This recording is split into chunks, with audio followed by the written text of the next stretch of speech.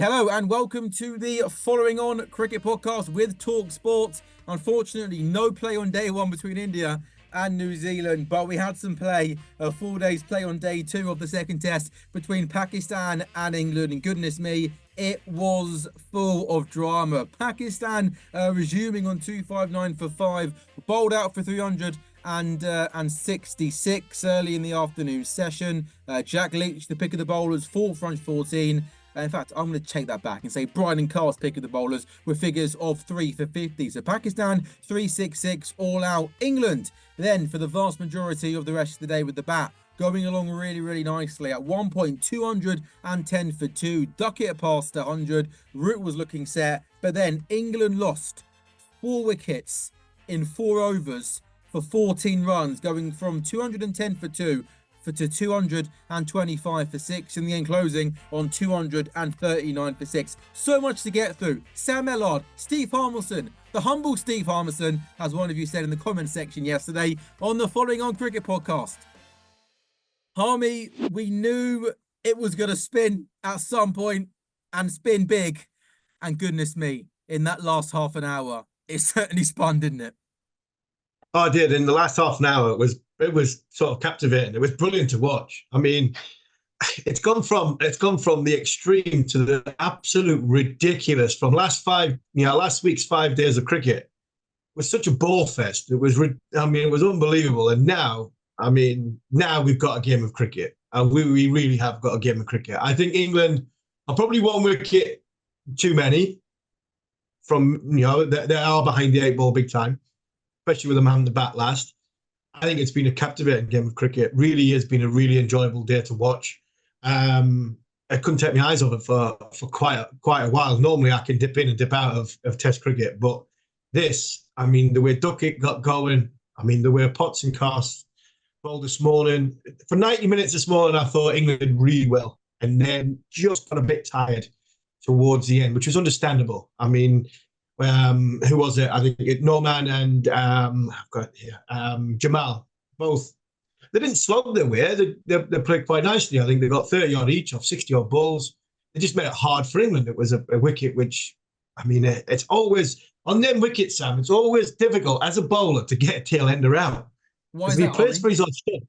Because if he plays for his off stump, I might bowl a good ball. It might bounce, or I might keep low. And because the tail end is not quite good enough, the top lane batter will nick it. The tail ender will miss it because he's not good enough to hit. What's the plan if you're bowling on a slow wicket in Pakistan and the tail enders are just batting?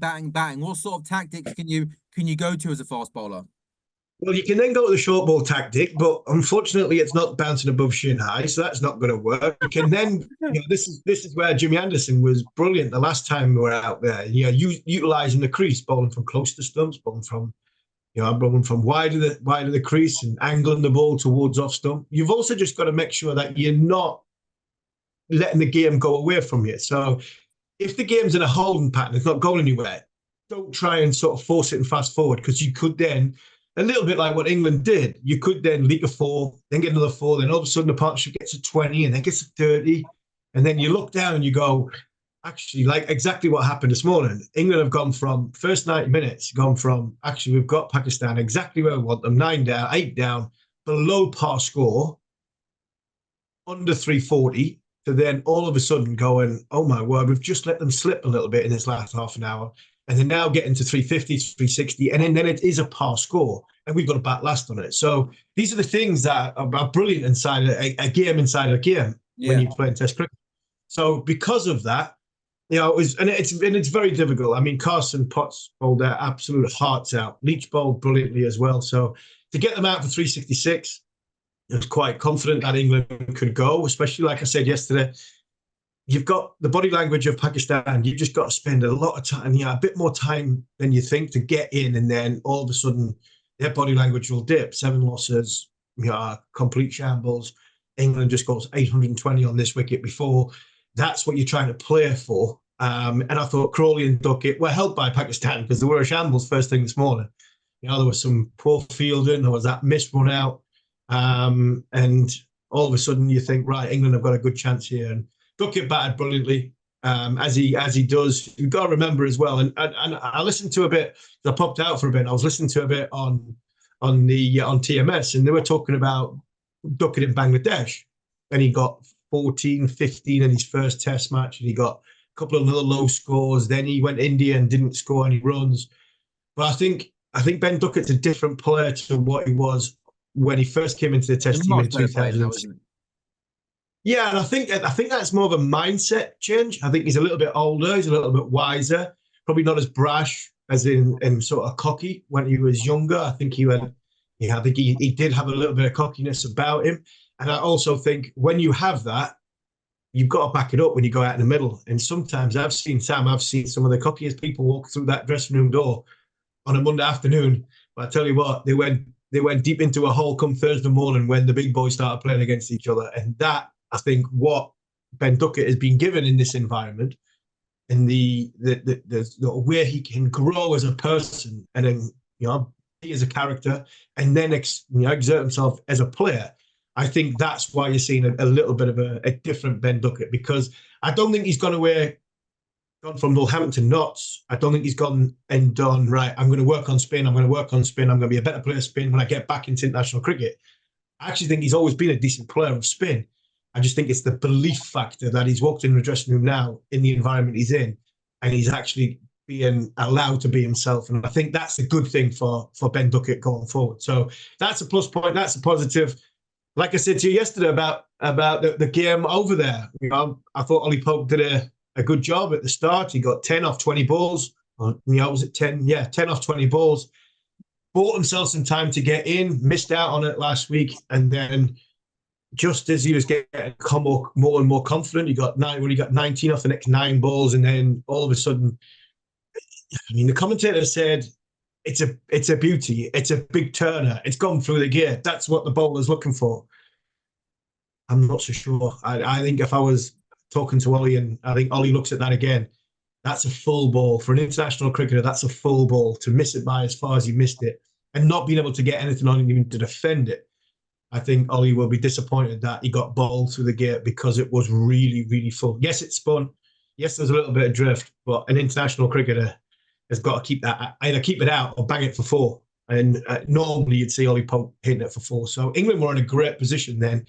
And I just sensed that Pakistan were going to be looking at the clock going, here we go again. Root started well, and Duckett was absolutely brilliant. I feel like I owe Ben Duckett an apology, Harmy, because when he sort of came into the England team and he started off in this bazball era, I literally watched him bat and I thought, you're not going to score many runs, mindset aside, because like his technique, certainly in English conditions, we know he doesn't leave many balls, he wafts, he plays, and you just think against the moving ball, you're going to nick off. But I mean, fast forward a couple of years now, he's averaging well into the 40s in Test match cricket. He plays spin really, really well, of course. And I thought today as well, where he scored 100 at not for off a run a ball, but it was just the most controlled innings. He was sweeping well, he manipulated the field well.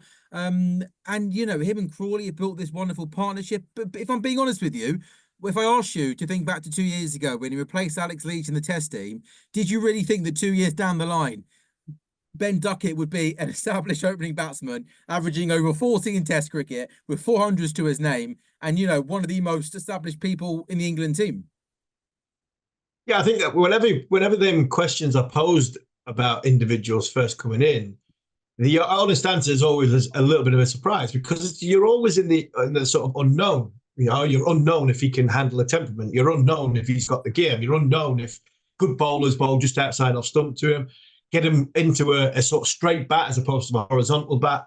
And they're the questions that you pose against somebody in a negative way to see if they can survive in international cricket and be positive. And what I mean by the positive bit is, can they withstand good pressure of bowlers bowling in areas? Because everybody, even Joe Root, greatest batsman that we've ever had, even Joe Root's got weaknesses. Harry Brook, they've all got weaknesses.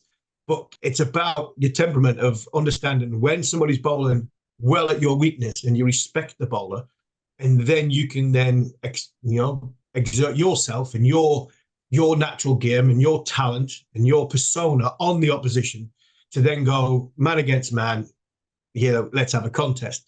And I think that's always on the unknown. I actually thought I always thought he had the game because I seen him play as a young lad in one day cricket. And the minute you look at and you're looking at players in one day cricket, and for me, Sam, if I was looking at players' temperaments, I'd always look at them in white ball cricket as opposed to red ball cricket. Red ball cricket, I mean, in England, nobody turns up. I mean, 1,000 people, if that, on a good day. Bowlers bowl well. Multan, Harmy. Yeah, exactly. I know. But what I mean by this is I look at them temperament-wise in a white ball game. When there's 10,000 people at the Oval for a T20 game, this kid, can he handle the pressure? There's one or two cricketers. I think the kid's a good player. Is it nuts? And a kid called Joe Clark, who had his troubles off the field in the last few years. But whenever he scores runs and he gets a big bag of runs, and we all talk about him playing for England, he seems to go off a cliff and doesn't score many runs just after that. And there are people whose temperaments go, well, the minute you start talking about me when I'm scoring runs, I am actually going to go big, and I'm going to show you. And I think in one day cricket, when you got the big crowd and they want to be in the game, and I get the sense that Ben Duckett, as much as he's not very sort of, you don't see him, shouting from the rooftops. He's not extravagant. He's not, throwing himself in everybody's face. Very, very quiet, unassuming under the radar. But when he gets out there in the middle, he's very busy. He works himself into a position of getting off strike. He knows where his boundary shots are. It just looks as though he knows his game and he's going to play it. And I think his biggest strength is in this environment, he's been allowed to thrive as a person. And I think that's huge for anybody in a dressing room. So I think, to answer your question, I don't think you can say that about, you'll always be surprised about everybody when they go 2 years down the line, they've got big scores or scored loads of runs or scored goals in football. But I think it's the environment that they're in. And I think Ben has, the beauty about today, which I really enjoyed, was during the summer, there was a couple of times when Ben was going well flying, and then Sri Lanka threw the ball wide at Harry Brook, and the game stopped for about half an hour. And Ben's at the other end, and all of a sudden, itching to get back going, he slugged one up in the air and he got out. That today could have happened when Ollie Pope came in. But what happened at the other end was Ben Duckett, he just quietly went back into his shell, got himself the absorption of the game, and then went again of rotation of strike, big sweeps, and then going for a big shot when he needed to. So for me, I thought it was a very, very class performance by a very, very good player, and somebody who, many people talk about the top order now. England's opening batters have really had a struggle in recent years, but we've now found Crawley and Duckett, and I think out of the 8 fastest hundreds for England as an opener, I think Duckett's now got 4 and Crawley's got 2. So, and they haven't been a partnership for too long, so it tells you that we're onto something, which is really, really good. I also like throughout the day's play, Harmy, Duckett and Rizwan were having plenty of, I think it was light-hearted banter. I think Rizwan's a chirpy keeper. I think Duckett looked like, to me, he was almost sort of the sort of guy that was quite enjoying the chat and everything like that. Yeah. I think Stephen Finn said on radio after tea, if anything, stop talking to him now. Stop, just have a quiet sort of spell after tea. A couple of questions just on, talking in the field and stuff like that. Were there times where you would not target a player, but almost, someone that you knew you could get under their skin, like, we're gonna have a little go at him after tea? And then is there sometimes you go the other way and be like, don't say a word to him, because if you start giving him some, he'll use it in his favor and start scoring runs?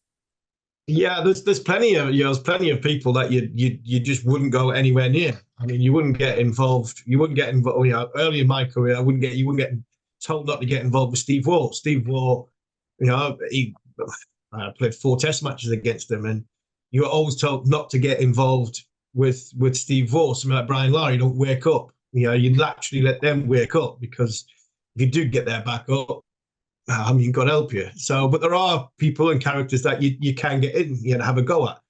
I used to love playing against Graham Smith. I mean, Graham Smith would have a go at you before you even started bowling, and that was a contest in itself. I mean, many times that Graham Smith would get him going, and that's what he wanted. And there was times where you go, if he's come back off the back of 200 or 300s, you just don't say anything to him. Just let him be. Let him be. If he wants to have a go at me, yeah, good one, Graham. See you later. I'll try and bowl you another one. And then you come back at him. If he's having a shocker and if his head's fallen over and he's missing a few off Huggy, that's going great. Then you're climbing into him. Come on, Graham, you got a bit quiet now. Come on. Yeah, you're not as chirpy as you once were, but these are little things that go on inside games. You'd be perfect. It's part of the drama, part of the excitement. I tell you what, Matt, and also talking, not this was most bigger thing that happened today, but I thought Matt Potts gave Salman a proper send-off as well when he got out. I love send-offs in cricket, and I really think that someone's job, if all the analysts there are in cricket, all the data, all the numbers, all the stats, someone's job in cricket should be to analyze every send-off that's ever said so we know exactly what was said, because I'm always intrigued. Is it a clever dig, or has he just told him to beep off? Do you know what I mean? It's just emotion, isn't it, Sam? It's just emotion. It's frustration as well. It's frustration and emotion that he's actually done a good job and you eventually getting him out, but he's frustrated you. And I mean, that was a big one on. I never, very rarely give anybody, I don't think I ever give anybody, maybe it's one or two sort of send-offs, but I mean, I didn't see the point. You've got them out. That's it. What can else can you do? How much more can you sort of show that you've got them out by them going? The worst one is when a bowler gives a batsman a send-off and he scored runs against you. I remember when Robertson got Khawaja out in the Ashes, and I think he scored 150 Edgbaston. It's like, don't give him a send-off when he scored 150 against you. Yeah, exactly. I mean, Paul Collingwood would give Damien Martin in Adelaide. Paul Collingwood would give Damien Martin a send-off. Damien Martin walks out to bat after being told he's more or less finished. I think Mike Hussey ended up going batting 4, and Martin had to drop down to 5. And Martin walks out to bat. Colley's given him this volley from square leg as he's walking past him. Martin walks out, hit the first ball for 6, the next ball for 4. Square cut the next one to a deep point. Colley give him a volley again and said, what an absolute shocker of an innings that is. And Martin's reply was brilliant. He just turned to Colley and he went, I'm loaded, I'm retiring. Foxtrot Oscar. And that was it. It was gone. History. Colley's standing there with his tail between his legs. So there's sometimes it does go the other way. I mean, the other ones is like when players come and smash the dressing room when they're getting out. I mean, there was once in I think it was at Lords when Matt Pryor came in, and I mean early part of his career, he came in, smashed the dressing room up, kicked and screamed and punched and threw his bats and his toys and swore and whatever. And at the end of it, I mean, Freddie was sitting in the corner, and I think Andrew just turned to him. He was like, "Matt, are you finished?" And Pryor just stood there, and Fred went, "Should I go and ask the umpire if you can go back in? Because there's nothing else you can do." I mean, what's the point of all that? Yeah. I mean, what is the point of all that? I mean, there was a time when Matt Pryor, I think it was a Lords, it might not have been in the same match you were talking about. I think it was maybe. No, he put his bat through the window, didn't he? And didn't someone get hurt? Like, didn't some glass hit a lady or something like that? And yeah, he put his bat through the window, and and there's quite a few. I mean, there's quite a few come in and shout and scream and swear, and it's frustrating, but. I mean, what does it mean? When you go out, no matter how many times you go out, like, I don't want to be doing this anymore. Why can't we just declare when we get to 9 down? Yeah, exactly. But it's also like no matter how much times Matt puts you shout and you tell Salman that he is a so and so, not going to make any difference. You've still got him out. You still got to walk off. I mean, so I'm as you said, it's just raw emotion, isn't it? You get him out, emotion, and it just comes out of your mouth, doesn't it? And that's I think it's funny. It sticks and stones, isn't it? I was always told in the playground that off my mum that somebody was calling your names. I mean, it's just words, isn't it? So, look, I get that, but I mean, there are times when you scratch your head and go, "How old are you?" Yeah. I mean, like, how old are you really? I mean, you're acting like a child, and yeah, that's the game. But there are some times where it's very, very funny. Harmy, England lost 4 for 14 in the last in 18 deliveries. The game moved along really, really quickly towards the end of the day's play, going from what were England? They were 210 for 2. Looking okay, and then it went from 225 to 6. Looking into your crystal ball, England 6 down, trailing by 127.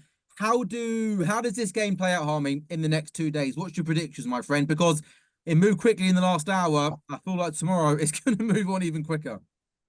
Yeah, it did move quickly in the last hour. The light was fading. What's England? England batted 53 overs. So I mean, the ball is spinning.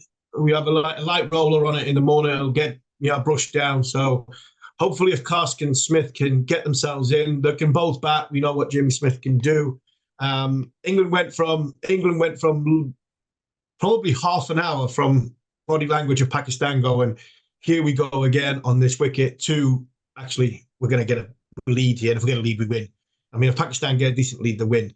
I wouldn't like to bat fourth on this, having to chase anything more. What fourth innings, would you reckon, Homie? I mean, it's a hard one because you sat there, you mentioned 4 for 14 and 18 balls. Before that, you're going, well, there'll not be a fourth innings. There'll be a third innings. England will get 450, 460 and potentially Pakistan out could bowl them out for 100. And then England might have a little tiny chase. I wouldn't like to chase 150 on this. I wouldn't even like to chase. I think 120 to 150 it could be a bit of a challenge. And if Pakistan get that in a lead, or if they get a lead of, say, 70, 75, I mean, that's England out again. Yeah. They're gone. And I think that's a big thing. So I think that's moving forward. I think initially, Smith and Karsk can bat. So can Potts. Can hang around. And it's the big one, Smith. Yeah. Both of these two can be aggressive. And I think if you've got somewhere like Leach at one end, a little bit like the partnership between Jamal and Norman, if one of the sort of 9, 10, 11 can hang in there, and Karsk or Smith, when batting with them, can explode, you could comfortably get England to 20-run deficit. And if that's a 20-run deficit, I think England are just about still in this game. But again, it's brilliant to watch. I mean, when you look at a wicket, you sort of talk about the wicket. It's been played on. It's a used pitch, but the actual contest of last week and this week, we've only had 2 days, and I mean, we've had more to talk about in 2 days this week than we did in all 5 days last week, because last week was just terrible. Apart from, I mean, absolute brilliance of Brook and Root. Yes, that's it. You put that to one side. But I'm sorry, last week, that's not good for Test cricket. This is. Well, I think you get in there. I think you've summed that up beautifully. I think it's been a gripping 2 days of Test match cricket where you don't want to leave for half an hour, do you? Because you leave for half an hour, something can change really quickly. It's been a good contest. Homie, we're gonna have to wrap because you're gonna have to go and get on the old train, aren't you, to get yourself down to London, because you're on commentary duty. India, New Zealand tomorrow, my friend. I'll be covering Pakistan, England for talkSPORT. The same time on talkSPORT 2 and on YouTube, India, New Zealand. And fingers crossed, my friend. Day 2, see some cricket. Rain, go away, please. Yeah, absolutely. Hopefully we'll get some cricket out in the Chinnaswamy and we get India and New Zealand, because I think that's going to be a good Test match. 2 good sides there. And India going to thrash them, aren't they? I think it'll be a good game. I really think it'll be a good game. I think you've got some new players coming into New Zealand side who I think they're ready to go to that next level. Williamson's got to be massive for them, and in New Zealand have got some young up and coming bowlers as well who are staking a claim to try and play against England back at home. So India are, so strong favourites. I would imagine the Chinnaswamy will spin from the very, very start. But it'll be a good contest, and one which will go side by side, because I'll be sitting next to you tomorrow, hopefully. I'll have the New Zealand game on one television, England game on the other television, and hopefully we can have just as good a good conversation tomorrow from 2 good contests. Well, we're going to have a good conversation tomorrow, a good conversation Friday, and then Friday, your treat, I'm being told, we're going to go and get Nando's, right? Yeah, I'm going to feed you again. So you look as though you've lost a bit, Sam, so I'll come down and feed you. I'm order half a chicken, and I'll treat myself to double chips. Is that cool? Yeah, you get a Diet Coke as well. I'll have a Diet Coke. Good, man. I hope there is play for you, because if not, you'll be stuck in a room with John Norman and Jared Kimber all day long without any cricket, and I wouldn't wish that on anybody. Harmy, you're a good man. Go and get yourself on that train. India versus New Zealand. A reminder, live commentary on talkSPORT 2 and talkSPORT's YouTube channel tomorrow. We'll be reviewing it all on the Following On Cricket podcast tomorrow. As well as Pakistan, England. England 239 for 6, trailing by 127 runs. On AM, on DAB, via the talkSPORT app and on your smart speaker. talkSPORT.